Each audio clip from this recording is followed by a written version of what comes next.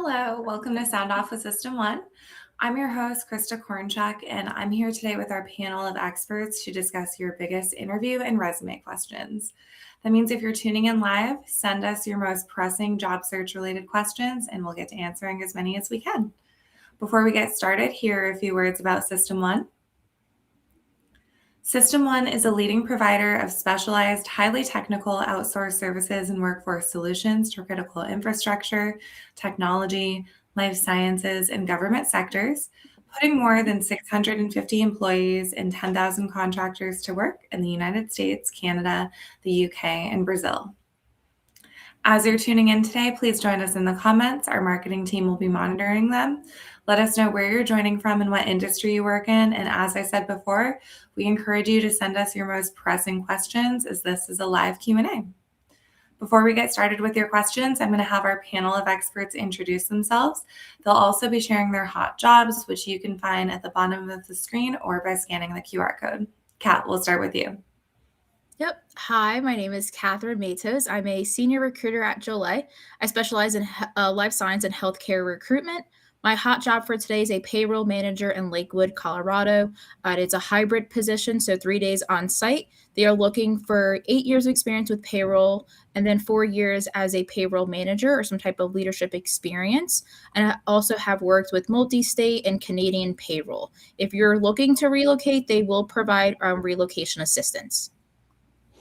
Good afternoon. It's Shawn Thibodeau. I'm a senior recruiter with Mountain Limited. Mountain Limited is a pioneering telecommunication engineering firm which bridges the communication gaps and strengthens our nation's critical infrastructure.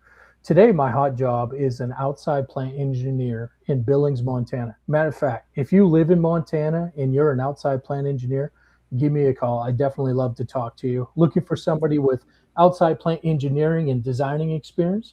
This is a long-term W-2 contract position, and the pay is based on experience. Hi, my name is James Byers. I'm one of the directors of recruiting here at System One for our transit division. And my hot job is an asset manager / central energy plant manager. We have these positions in multiple locations on the East and West Coast. If you have experience working with boilers and chillers and have managed people before, we love to discuss and see if you could be a fit for the opportunity. Make sure you connect with our recruiters as well if you are interested in any of those roles. And without further ado, we're going to get started. I'm going to have our panel of experts start by sharing job search tips that their candidates have been benefiting from. While we go over those tips, please start sending your questions in. And like I said, we'll get to answering as many as possible. Kat, we'll start with you. Yep. My biggest tip, I think it's really the resume. A lot of times people approached me about having 1-page resume and if that's how it should be. And unfortunately, that's not always the case. I can understand if you are a recent grad, then yes, that would make sense for the 1-page resume. But if you have tons of years experience, it's perfectly fine to have more than 1 page. I would say maybe up to 3. I know people who have PhD degrees will list out their publications. That could be a whole separate page and it technically would not count as part of the resume as much, at least part of the page. So I definitely say make sure, look at your experience, make sure everything's written out. And then if you're applying for a job, make sure it matches the job that you're applying to. And for the resume, make sure it's organized and neat. That's the biggest thing so we can actually read it and the hiring manager can also read it. Definitely. That's a great tip of the day. My biggest tip that I've been seeing a lot lately is just using LinkedIn and networking. 70 to 80% of professional opportunities are filled throughout networking and knowing somebody, getting referrals. So definitely LinkedIn is a great opportunity to build and make relationships from beginning entry-level positions to senior level positions. Stay connected, use it strategically, engage in your industry, join industry communications or conversations, build your relationship. That's going to help you increase your odds on securing an interview and getting an offer for a position that you're going to make an excellent career in. Yes, and mine would be, kind of to add on to what Kat was saying, make sure you fit the position that you're applying for, at least at 70% of that requirement. And then to add on a little bit to what Shawn was saying as well, with that networking on LinkedIn, connect the recruiters, connect the hiring managers, let them know that you're interested in the position, and that can really help you stand out from other applicants that they've received. Well said. Those are some great tips. We're going to go right on to our questions. We have a great one from Frida.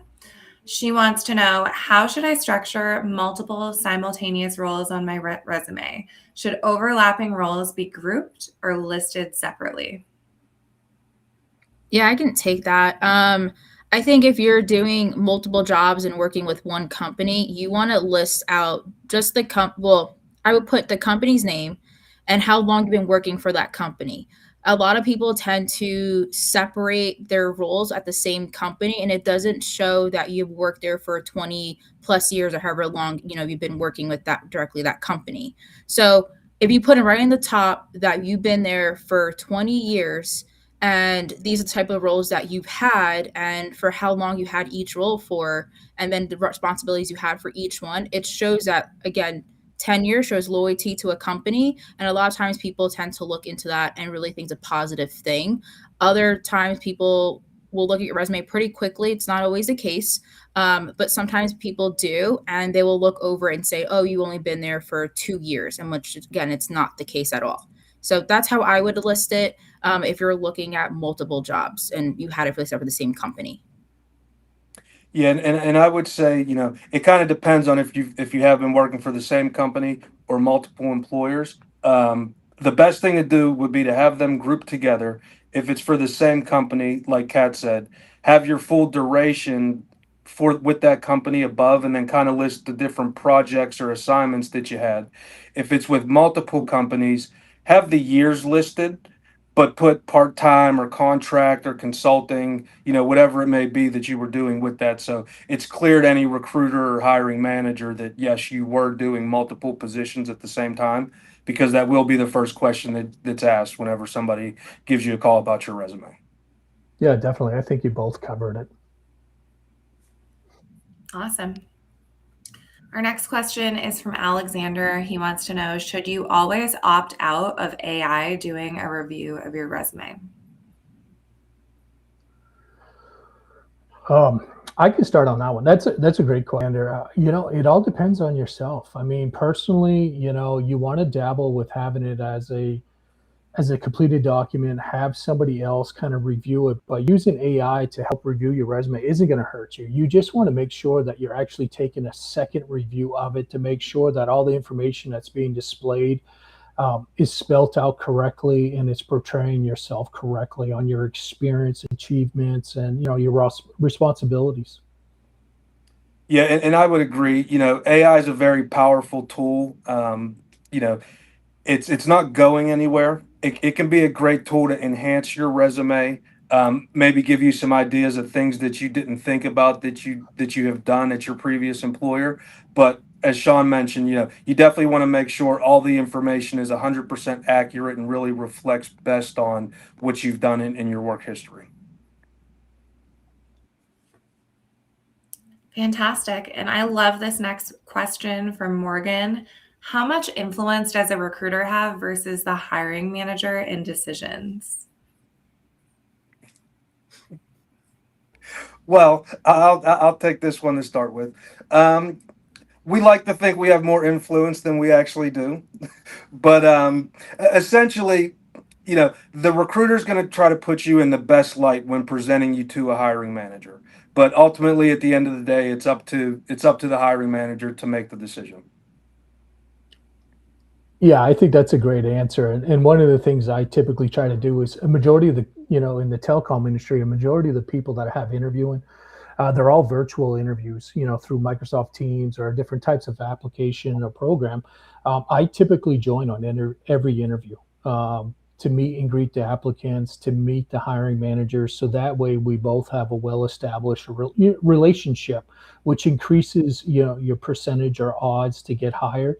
But at the end of the day, really, it's kind of out of the recruiter's hand, but the recruiter can give you the best course of action, how to prepare for the interview. And that's why you definitely want to connect with a System 1 recruiter to set you apart from other companies, if it's agencies or internal people from the same company. Yeah, I definitely agree with Shawn. I was going to mention about the interview prep, and a lot of us recruiters will send that out to you if you're going for an on-site or a video interview.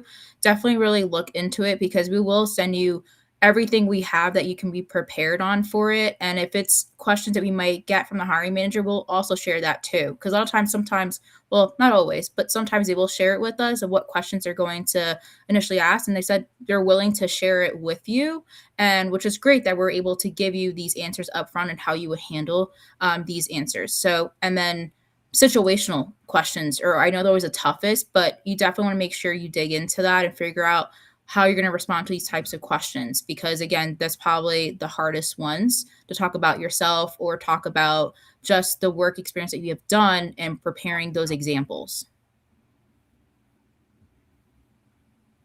Absolutely. And our next question from Donna. In a competitive market, how important is a cover letter to your consideration of a candidate? For me, I'll start in the telecom industry. A cover letter really isn't going to help you in my industry with who I'm working with, hiring managers.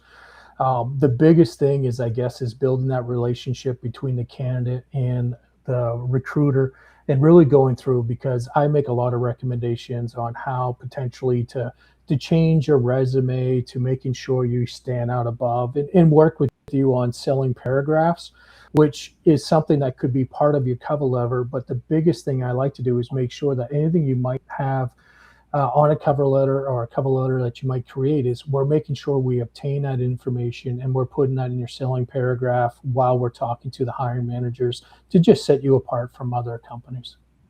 Yeah, and to add on to that, I think in my whole history of doing staffing and recruiting, I may have had one client that required a cover letter to be submitted with a resume. Essentially, a recruiter is your live cover letter. Like I said, we're going to present you to the client in the best light.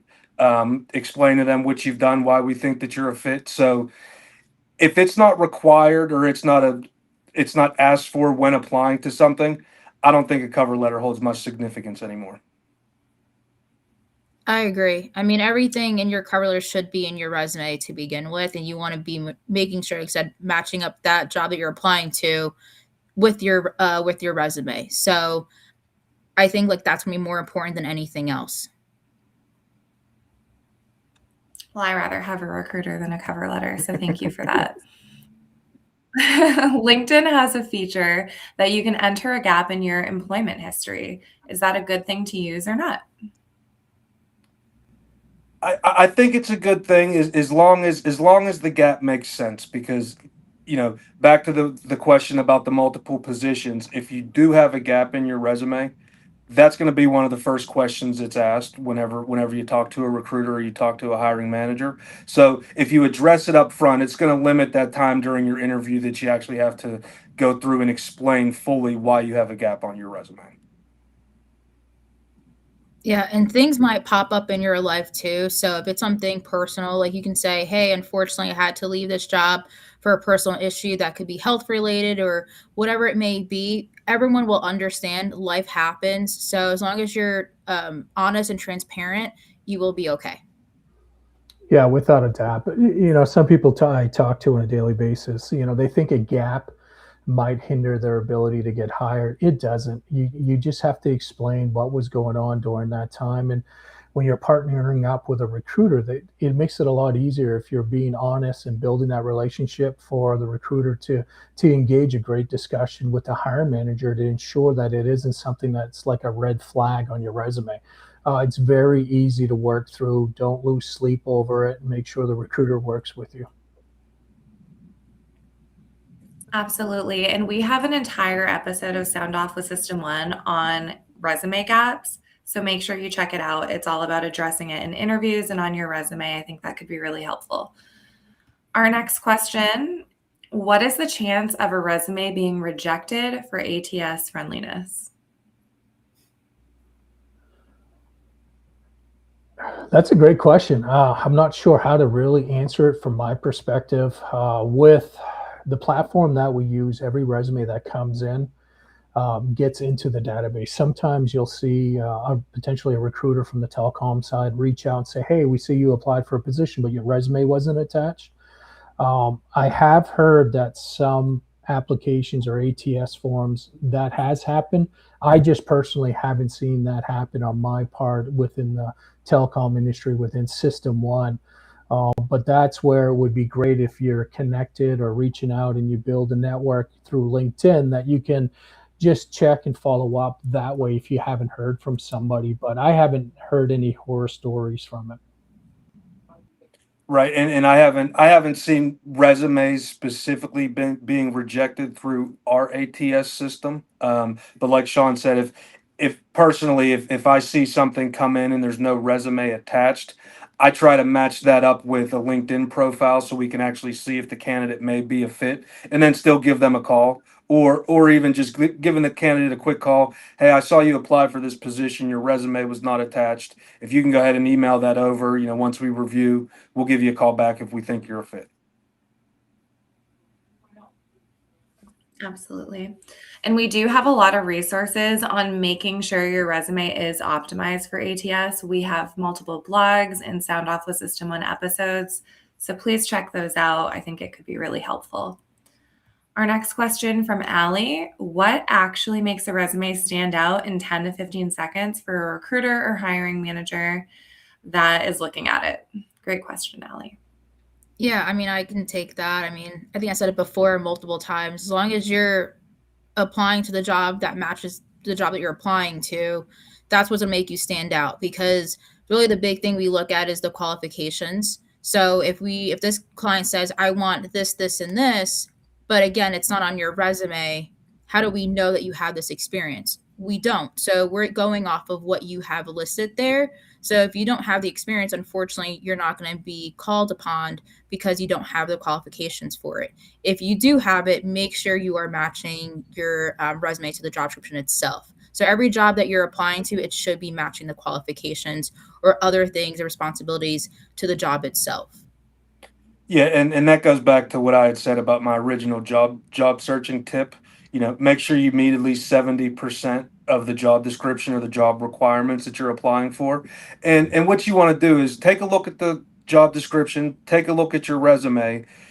Do you have the softwares that they're requiring? Do you have the years of experience that they're requiring, and any kind of responsibilities that are on that job description? Make sure that they're listed on your resume, and then we can quickly see if you're going to be a fit or not. And those ones that do stand out, those are the ones that are going to get called first. Yeah, and joking aside, I guess, first impression is the best impression. So when I'm looking at resumes, something that's clean and organized stands out above somebody that has different fonts or different types of material that's on it. If you're highlighting and showing achievements and accomplishments and responsibilities in a clear, organized resume, that's definitely going to be picked up within 10 to 15 seconds. Always encourage people in the top of their resume, kind of, a subject line of what have you done, a little summary, 2 to 3 sentence summary, and then following up with a clean resume with your achievements and accomplishments definitely will stick out compared to others. Right, and one last thing to add to that too: make sure you have the proper spacing on your resume. There's times where we see resumes and it's like one long run-on paragraph, and it's just an eyesore. So you definitely want to have it formatted correctly so it's easy to read. Absolutely. And like I said, we have guides on that, so be sure to utilize them. Our next question from Alexander: when a job posting stays up for weeks, does that mean you haven't found anyone yet, or is it automated? Well, I could start with that one. I got a couple jobs that have been posted for over a year. Sometimes there's just positions that are really hard to fill out. And sometimes with a lot of the hiring managers we're working with, depending on the budgets, the time of the year, sometimes there's a delay in getting interviews set up. So we might have 3 or 4 qualified candidates that we submitted to the hiring manager that we're just waiting on the initial feedback to set up interviews. So sometimes you'll see resumes that stay posted for 4 or 5 weeks, and it could be just, because of people on vacation, especially if it's a panel interview, if you're having multiple people interviewing you. Trying to get everybody on the same schedule sometimes does take a little bit of time. And that is a potential reason why sometimes you'll see it for weeks. Yeah, and another reason for that too is depending on the level of position, the type of position, there may be multiple openings for that role also. And it's also a lot of it, it's not automated and it is a human behind it. So there could be the rare situation where the job got filled, but it wasn't closed or something like that. But I would say if you see something that's still posted, assume that the position is still open. And if you're interested and you feel like you're a fit, still apply to it. Absolutely. And our question from Rocky, does a photo help a resume? What about a short resume and a long resume for the recruiter to use? Yeah, I can answer this. The photo, I mean, for me, it's not really a big deal. I think, like I said, what it comes down to it is the responsibilities on your resume and if you match the job itself. Now, if you're comparing the short and long, I think that also, again, comes down to experience. So if you're a recent grad, then it should be just one page. That's a short resume, straight and sweet. That's fine. If it's someone 20 years of experience, maybe you're looking at 3 pages or 4 pages of your resume. Now, that's understandable because, again, you have tons of years experience, might have worked with multiple companies, and you want to list out your responsibilities, whatever the sorts may be. That's how I would keep it. I wouldn't, if you have 20 years, I wouldn't put all of that in one page. That wouldn't show and highlight your experience, and that actually will hurt you.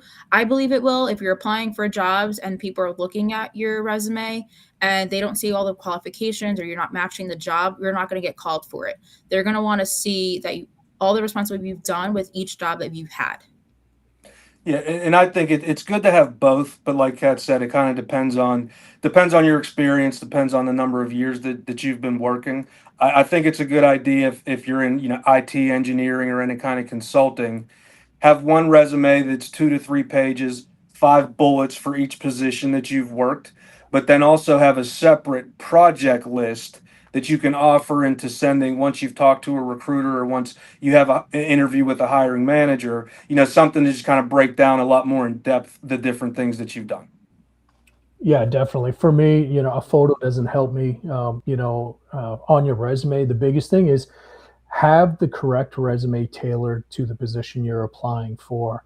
If it's 10 pages or one page, connect with the recruiter. The recruiter knows what the hiring managers are looking for. And I think that at that point, you could decide, is the resume going to be a 4-page resume or a 2-page, depending on what is going to set you up for success versus failure. And that's kind of building that network and relationship and partnering up and making sure you're studying and seeing what's going on in the industry is just going to set you apart from others. Absolutely. Frida wants to know, do you suggest working with a paid resume writer agency? I'll start with this one. In the day and age of AI, no, I wouldn't suggest that. Like Krista said, we have a lot of different things that you can pull up with resume writing tips and all those types of things. And then with access to artificial intelligence, I think you're going to get the same thing you would get for free that you would pay for. Yeah, I guess for me, it's you do what you feel is best for yourself to set you up for success. If you feel more comfortable using somebody to help write your resume, kind of you're speaking to them, you're working with trying to build it. If you're more comfortable with dealing with a human working in person or virtually, great. If not, I think a lot of AI platforms can help you, but really it all depends on how you feel about it and what your gut feeling is. If you feel like every version you're using a AI platform doesn't feel as personal or real that it's coming from you, then maybe working with somebody building your resume for you is up your alley. It all depends on yourself. Yeah, and I will add on to that too. I mean, if you speak with one of our recruiters, there's more times than not that we actually do help enhance your resume and help you rewrite it a little bit also if that's what we feel is needed before submitting you to one of our clients. Absolutely. Recruiters are your best advocate. And our next question from Logan, is it possible to be overqualified for a job? If so, how often does a resume get rejected? Yeah, that's a good question. I mean, if you're like overqualified, like again, we're gonna talk to you to figure out, okay, what you're looking for, what's the best option. Does this job make sense for you? Does the salary make sense? All of it will factor in. If it all makes sense and you're interested in this job, we will always go to bat for you and making sure that like, hey, this candidate's really interested based on this, this, and this. Like I said, we're gonna really do our part to really sell you and why you're interested in this job to the hiring manager. So they're not just looking at a resume, they're talking to us directly over Teams, or if it's on site, we will talk to them about your experience and said really go to bat for you. But again, if it only makes sense based on our conversation. Yeah, definitely. I talk to a lot of people, and sometimes it's about just opening up that door and having that conversation. Because I've had people apply for positions that they didn't know we had other positions, and based on their qualifications, instead of applying for job A, we went to job B based on experience. I've had people that were way overqualified in positions, but they were kind of looking to have, I don't want to say less responsibility, but they still had a lot of fire in the tank, and they wanted to, and they still had a lot of value for a company to hire them. And I've seen that happen. And it's kind of, we're very fortunate at System One partnering up with so many hiring managers that we can explain that in great detail with the hiring managers on your behalf to get you an interview to hopefully get you success than it would be in other places. Yeah, and just one last thing to add on to that too. If you are overqualified for a position, but you do happen to get an interview for that role, make sure you're expressing why you're interested in this role and why you think that you would have longevity in that role, because that's always the initial thought. You hire somebody that's overqualified, as soon as something else comes up that's a better fit for them and their experience, that they're going to leave. So you want to make sure you address that and let them know that you're in there for the long term. That's fantastic insight. We have room for a few more questions. Alexander wants to know, how should candidates address being laid off without sounding defensive? Yep, I can take this. I've actually been laid off. And again, if you're talking to anyone, you just be transparent. Hey, unfortunately, I was laid off. And that's really it. You don't have to go in full detail as to why things happen. Unfortunately, a lot of people tend to getting laid off recently, more so than anything else. But again, as long as you're transparent with the hiring manager and the recruiter as to why you left this position or what ended up happening with this role, you're not going to sound defensive. You're just going to be honest and transparent, and they would appreciate that. Yeah, definitely. I think transparency is the key. Telecommunication industry took a big hit the last couple of years with closures and buyouts and mergers, and a lot of people got laid off, and that hasn't hindered them from getting other positions. It might have delayed them to get some positions, but it had nothing to do with being laid off. Unfortunately, it does happen quite a bit. So definitely encourage you just to explain, potentially what happened. Was it a downsizing? Was it, the company closed the doors, things of that nature? People understand it's not as scary as you think it might be. Absolutely. Someone asked if this session was being recorded. It is being recorded, so you can definitely check it out after. We're going to end this session with Allie's question. She wants to know, how should candidates handle questions they don't know the answer to in an interview? I'm more than happy to start with that. That's a great question, Allie. It gets tricky. I'm a firm believer of just being honest and upfront. And there's nothing wrong with not being able to answer a question during an interview. And you can just explain. Maybe it's just the way it was asked to you that it's not, you're not able to understand it. But I've been there before over the years, between interviews and, just boards, from the military side and in the civilian sector, is sometimes there's just questions you don't have an answer to, and there's no shame in it. I've had people that I've been on in the telecom side unable to answer a couple of questions, but now they are superb at that company because they got hired. They knew how to do the job, and they were still set up for success. And you could be very, you know, proactive in, you know, your career, even if you missed a question or you weren't able to answer a question. We always get nervous, and that's probably the biggest struggle. Is if you can't answer the question, just be honest, let them know, and try not to let it ruin the rest of your interview with the hiring managers. Yeah, I definitely agree. And honestly, I'll give you an example too. I actually had someone interview a while back, the hiring manager, and one of the particular questions was a software. You know, do you have this type of software?